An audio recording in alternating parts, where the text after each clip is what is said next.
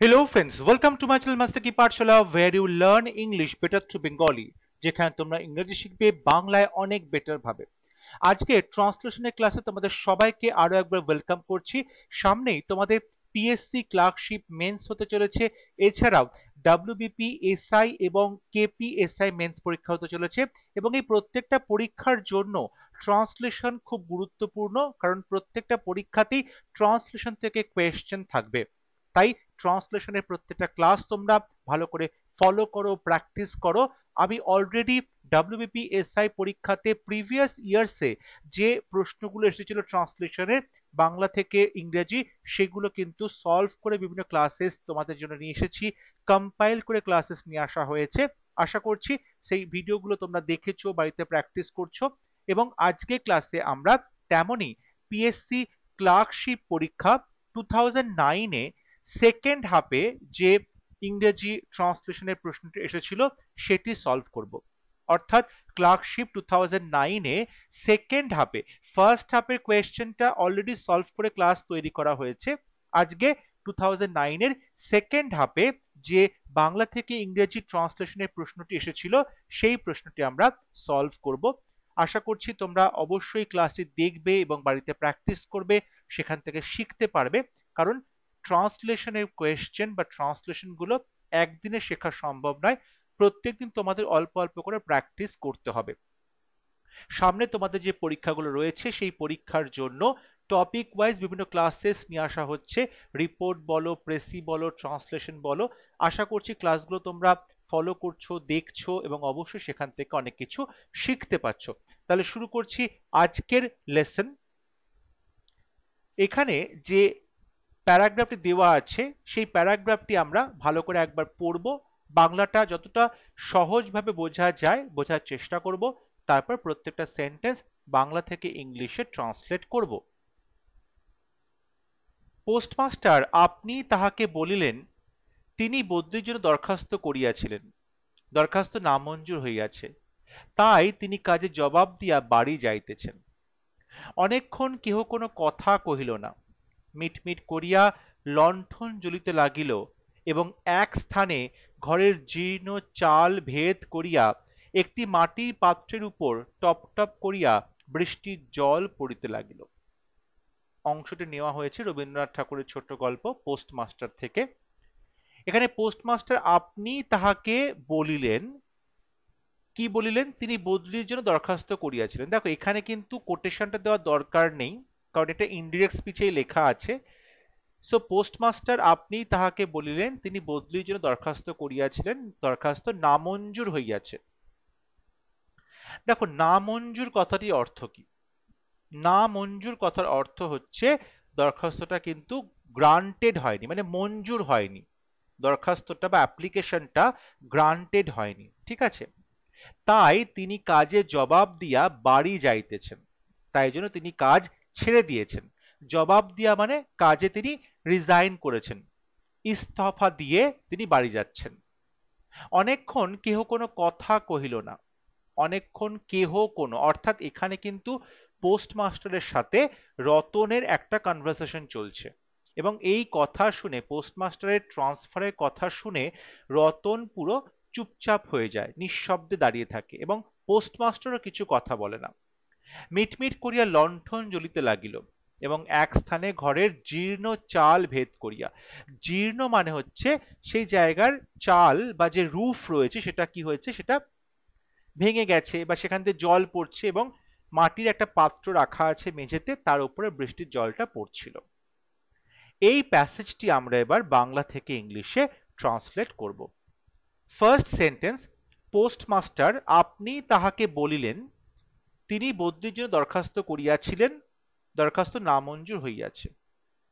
Postmaster আপনি তাহাকে বলিলেন, তাহলে সাবজেক্ট দি পোস্টমাস্টার,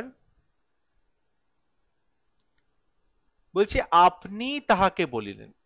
এই যে জোর দেওয়া হচ্ছে এক্ষেত্রে আমরা এমফ্যাটিক প্রোনাউন ব্যবহার করব, অর্থাৎ পোস্টমাস্টার যেহেতু ছেলে তার জন্য আমরা হিমসেলফ ব্যবহার করব।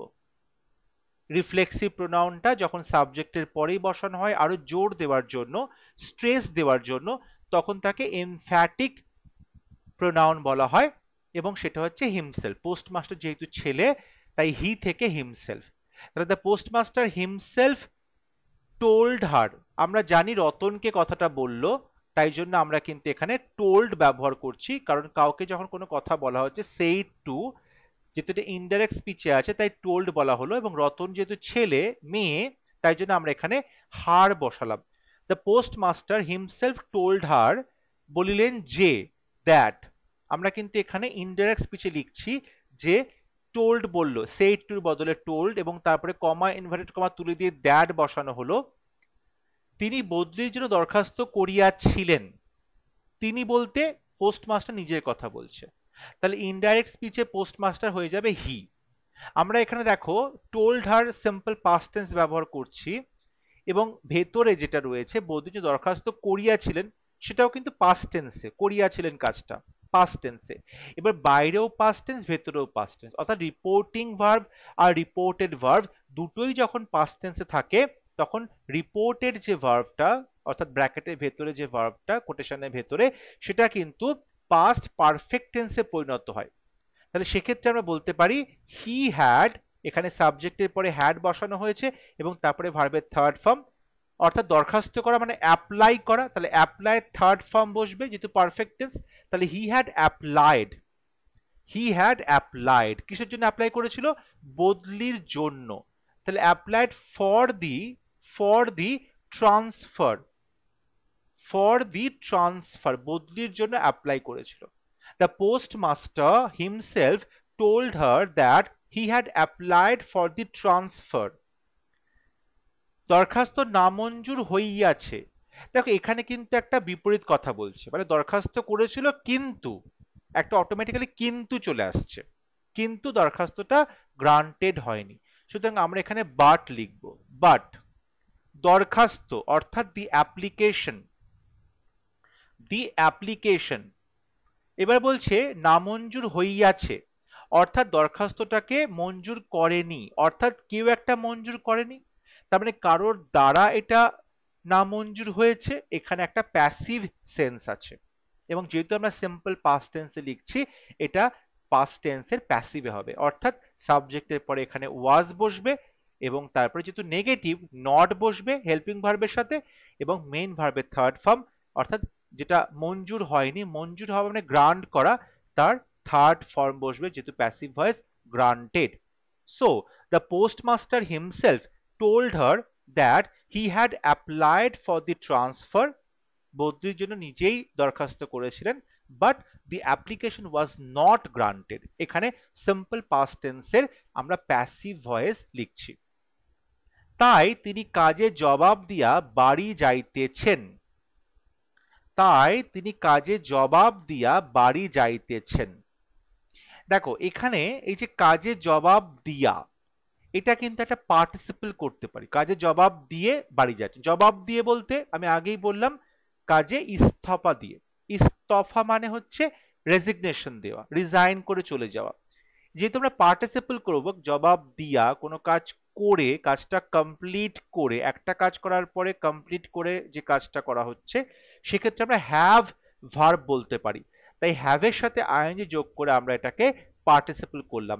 হ্যাভিং ইস্তফা দেওয়া, resigned, having resigned his post, কাজের জবাব দেওয়া মানে হচ্ছে কাজে ইস্তফা দেওয়া, তার যে পোস্ট সেই পোস্ট থেকে ইস্তফা দেওয়া, তাহলে হ্যাভিং রিজাইন্ড হিজ পোস্ট, অর্থাৎ কাজটা করেছে মানে পোস্ট থেকে রিজাইন করেছে তারপরে বাড়ি যাচ্ছে, তাই এখানে আমরা হ্যাভ ভার্ব ব্যবহার করলাম প্রেজেন্ট পারফেক্ট টেন্সের ক্ষেত্রে।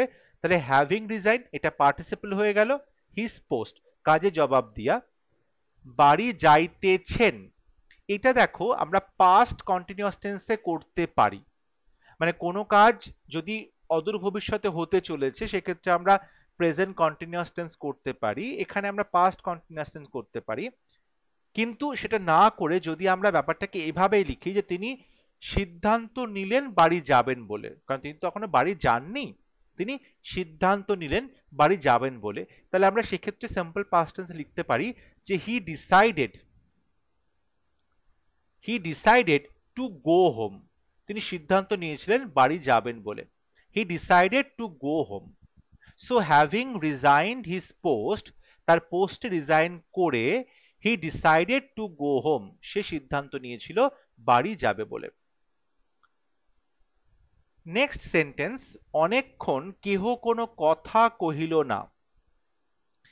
তাহলে সাবজেক্টকে এই যে কেহ কোনো কথা কহিল না, যেহেতু নেগেটিভ সেন্টেন্স, কেহ সামবাডি যেহেতু নেগেটিভ, সেখান থেকে আমরা নোবডি করতে পারি বা নো ওয়ান করতে পারি, আমরা সেখান থেকে নো ওয়ান করতে পারি। ঠিক আছে, নো ওয়ান করতে পারি। বলছে কেউ কোনো কথা কহিল না, কথা কওয়া মানে আটার, আটার, ঠিক আছে, কথা উচ্চারণ করা, শব্দ উচ্চারণ করা। তাহলে পাস্ট টেন্সে তাহলে আটার্ড, নো ওয়ান আটার্ড, কোনো কথা করলো না মানে একটা শব্দও বললো না, তাহলে no one uttered a word, কোনো কথা কহিল না, আটার মানে উচ্চারণ করা, কওয়া, ঠিক আছে, বা কহেছিল। তাহলে no one uttered a word, কেউ কোনো কথা উচ্চারণ করলো না অনেকক্ষণ, অর্থাৎ for a very long time, for a very long time, অনেকক্ষণ। তাহলে no one uttered a word for a very long time. পরবর্তী সেন্টেন্স, মিটমিট করিয়া লণ্ঠন জ্বলিতে লাগিল। মিটমিট করিয়া লণ্ঠন জ্বলিতে লাগিল। যদি আমরা প্রথমে এই পাঠটুকু করি, যে মিটমিট করিয়া লণ্ঠন জ্বলিতে লাগিল মানে জ্বলছিল, জ্বলছিল, ঠিক আছে, জ্বলিতে লাগিল মানে জ্বলছিল। দ্য ল্যাম্প, আমরা এখানে পাস্ট কন্টিনিউয়াস টেন্স লিখবো, দ্য ল্যাম্প জ্বলছিল, ওয়াজ বার্নিং, ওয়াজ বার্নিং, জ্বলছিল, এখানে পাস্ট কন্টিনিউয়াস, হেল্পিং ভার্বের পরে মেইন ভার্বের সাথে আইএনজি, বার্নের সাথে আইএনজি, বার্নিং, জ্বলছিল। মিটমিট করিয়া, মিটমিট করে মানে ডিমলি, অর্থাৎ খুব অল্প আলো জ্বলছিল, মিটমিট করছিল, ঠিক আছে।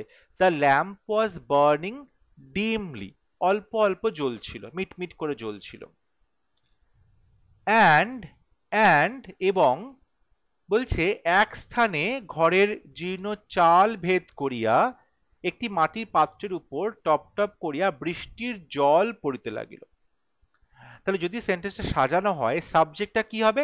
সাবজেক্ট হচ্ছে বৃষ্টির জল, বৃষ্টির জল, ভার্ব কি হবে? পড়তে লাগলো টপ টপ করিয়া। তাহলে প্রথমে যদি এই পার্টটুকু আমরা লিখি যে বৃষ্টির জল পড়তে লাগলো টপ টপ করিয়া, তাহলে বৃষ্টির জল আমরা এখানে ড্রপস অফ রেইন ওয়াটার বলতে পারি, যেহেতু এটা বৃষ্টির জল ফোঁটা ফোঁটা করেই পড়ছে, তাহলে drops of rain water, drops of rain water, পড়তে লাগলো পাস্ট টেন্স, তাহলে বিগ্যান, এবার পড়তে লাগলো টপ টপ করে, began to drip, top top করা, ড্রিপ, ড্রিপিং, তাহলে এখানে টপ টপ করে পড়ছে, তাহলে আমরা এখানে ইনফিনিটিভ ব্যবহার করছি, drops of rain water began to drip, বিজ্ঞানের পরে আমরা এখানে ইনফিনিটিভ ব্যবহার করলাম, began to drip, top top করিয়া বৃষ্টির জল পড়িতে লাগিল। কোথায় পড়ছে?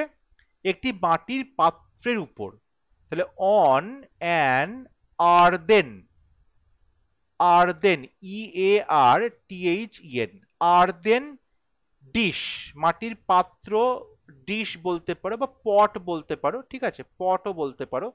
তাহলে to drip on an earthen dish কিংবা পট, মাটির পাত্রের উপর। তারপরে কি বলছে? কোথা দিয়ে সেটা আসছে?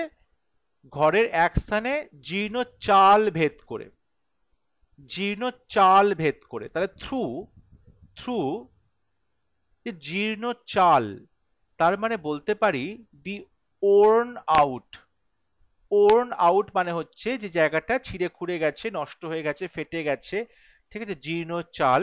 Worn out roof, worn out roof of the room, of the room, ঘরের যে চাল সেই চালের জীর্ণ চাল ভেদ করে। তাহলে অন অ্যান আর্দেন ডিশ কিংবা পট, মাটি পাত্রের উপর টপ টপ করে পড়ছে এবং চাল ভেদ করে, জীর্ণ চাল ভেদ করে, through the worn out roof of the room.